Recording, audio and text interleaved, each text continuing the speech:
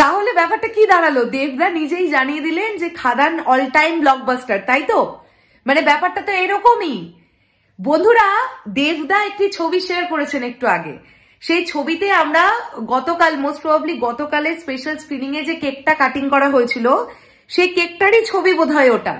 এবং সেখানে লেখা আছে অল টাইম ব্লকবাস্টার খাদান। দেবদা সেই ছবিটাকে নিজের সোশ্যাল মিডিয়ায় শেয়ার করেছেন স্টোরিতে। তাহলে সেখান থেকে কি আমরা এটা অবশ্যই বলতে পারি না যে দেবদা নিজেই জানিয়ে দিলেন যে Khadaan all time blockbuster? Hello everyone, আমি পৌশালী চলে এলাম আরো একটা নতুন ভিডিও নিয়ে। আশা করছি তোমরা সবাই খুব ভালো আছো। আমি একটু আগে একটা ভিডিও শুট করেছি, কিন্তু সেই ভিডিওটা আমি এখনই দিচ্ছি না। তোমরা এখন এই ভিডিওটা দিচ্ছ, আমি ভাবলাম যে এই ভিডিওটাই আগে তোমাদের সঙ্গে শেয়ার করা যাক। আমার চোখের সামনে ছবিটা এলো এবং আমি দেখলাম দেবদা স্টোরিতে শেয়ার করেছেন ওই কেকটার ছবি, যেই কেকটাতে লেখা আছে অল টাইম ব্লকবাস্টার খাদান। ছবিটার বাজেট ছিল 6 কোটি টাকা। ছবিটা মোটামুটি 14 কোটি টাকার একটা বক্স অফিস কালেকশন করে নিয়েছে। তাহলে তো স্বাভাবিকভাবেই এই ছবিটা অল টাইম ব্লকবাস্টার হয়ে যাওয়ারই কথা। এছাড়াও গানের রাইটস, তারপরে হচ্ছে তোমার বলো না, যদিও গানের রাইটস ওভাবে আমরা বলতে পারবো না, বিকজ সুরিন্দর ফিল্মস এর তরফ কাছেই আছে গানের রাইটস। আচ্ছা, কিন্তু ওটিটি রাইটস, স্যাটেলাইট রাইটস, আমি জানি না এটা সুরিন্দরের ছবি।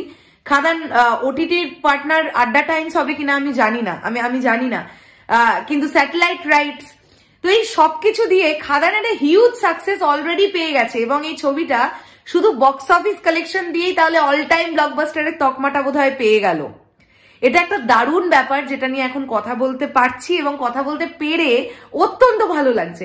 প্রত্যেক দিন আমরা খাদানের সাকসেস নিয়ে আলোচনা করছি, আর খাদান সিনেমাটা ইটসেলফ একটা ফেস্টিভ্যাল, এটা তো আমরা প্রথম দিন থেকেই বলে যাচ্ছি। এবং বাঙালি দর্শক তারা প্রমাণ করে দিয়েছেন যে তাদের মন পছন্দ মতন একটা সিনেমা যদি টলিউড ইন্ডাস্ট্রি থেকে দাঁড়িয়ে তৈরি হয়, সেটা যদি মাসালা ফিল্ম যদি দর্শকের মনের মতন করে তৈরি করতে পারেন কোনো পরিচালক বা কোনো একটি টিম, তাহলে দর্শক কিন্তু সেই ছবিকে নিরাশ করেন না।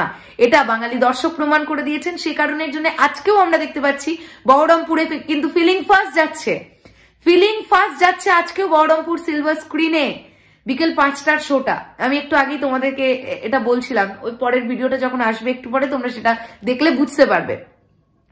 তো এটা একটা দারুণ ব্যাপার, এটা নিয়ে মানে চটপট করে আলোচনা করতে হলো। আমার কাছে ইতিমধ্যেই মাইকটা আমার কাছ থেকে একটু দূরে আছে বলে আমি ভাবলাম যে আগে তোমাদের সঙ্গে ব্যাপারটা শেয়ার করি, তাই হুড়মুড়ি একটু সুন্দর করে একটা ভিডিও তৈরি করার চেষ্টা করলাম। তোমাদের কি বক্তব্য এই পুরো বিষয়টাকে নিয়ে অবশ্যই কমেন্ট করে জানাও। 14 কোটির একটা বক্স অফিস হয়ে গিয়ে যদি খাদান অল টাইম ব্লকবাস্টারের তকমাটা পেয়ে গেছে, তাহলে 20-22 কোটি টাকা হলে ভাই আলাদাই আনন্দ, বলতেই হবে এটা আলাদাই আনন্দ। খাদান টিম একটা হিউজ সাকসেস দেখলো, সত্যি কথা বলতে কি এটা একটা খুব আনন্দের ব্যাপার আমাদের সবার কাছে। এত মানুষের এত পরিশ্রম, এত খাটনি করে তারা ছবিটা তৈরি করেছে, এই সাকসেসটা দরকার ছিল। এই মানুষগুলো ইন ফিউচার আরো বড় করে ভাববে।